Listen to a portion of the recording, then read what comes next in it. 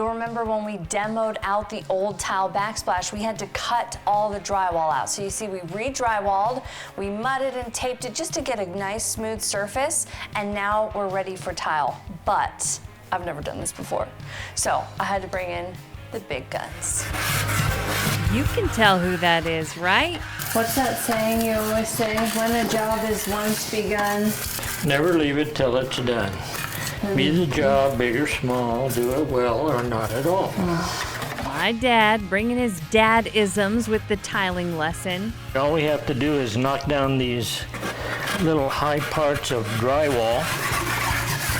So we just ran a drywall knife along the wall to make it smooth for tile. I decided to try tiling with this somewhat new product. It's called Muscle Bound. It's like a big double-sided sticker for the tile, so you don't have to use the messy tile adhesive. This one roll is $30, and it says it covers 15 square feet, which isn't much, and that's pretty expensive. But it also promises to make the tiling job much faster because you don't have to wait to grout. With the tile adhesive, you have to let it set for 24 hours before grouting. We measured out our sections. Do you know how to count 3/8? Don't try to make me look dumb on camera. And cut the muscle bound with a utility knife, then smoothed it up on the wall, pushing out air bubbles with a drywall knife. After covering this one section of wall, we peeled off the top layer. That's how strong that stuff is. How cool is that? When you push, you can't take it off. For our first row, we put 1/16" spacers down and pushed the tile on. Worked great. And for the simple cuts, we used a scribe tile cutter. And then Pop it. Dad says make sure you put the factory edge of the tile next to the other factory edge, the cut side out. Then we got to a tricky cut around an outlet, which called for us to use the wet saw. So you're gonna have to cut it here. We're gonna have to cut it here. Draw them on your tile. We used a speed square to mark straight lines on the tile, and pro tip here, use a crayon. It's perfect for marking the tiles because it doesn't wash off with the wet saw.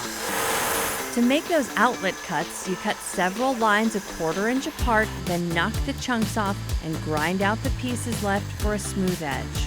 With that muscle bound, I don't know whether or not you have to, if you can put a piece of wet tile up on it, or if it has to dry out a little bit. Oh. But let's go in and check it for fit. Okay. And that's the problem. The wet tile does not stick to that muscle-bound tile mat. And you can't place any more tiles until that tile is installed. So this product did not work for me. It also didn't hold its stick for very long after peeling the top off. The next day, I switched to a traditional tile adhesive. This was pre-mixed, a gallon tub, had way more than I needed for the rest of the kitchen. My dad recommended just spreading it on the back of the tiles rather than on the wall. It's a lot less messy that way, and it doesn't squeeze excess mastic into your grout joints. This stuff also made it easier to put the tile up and then slide it into place against the spacers. I let it all set for a full day, then came back to grout. I bought pre-mixed grout in white, scooped some onto my grout float, and pushed it in all directions onto the tile to get it into those gaps. This is hard work. Your arms and your hands are going to be sore.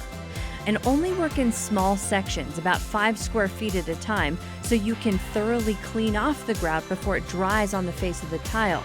Now, this takes wetting the sponge in a bucket of water, squeezing out almost all of that moisture, then wiping down the tile several times. And there will still be a grout haze on the tile after you're done, but I was able to clean that off with Windex the next day. Here she is.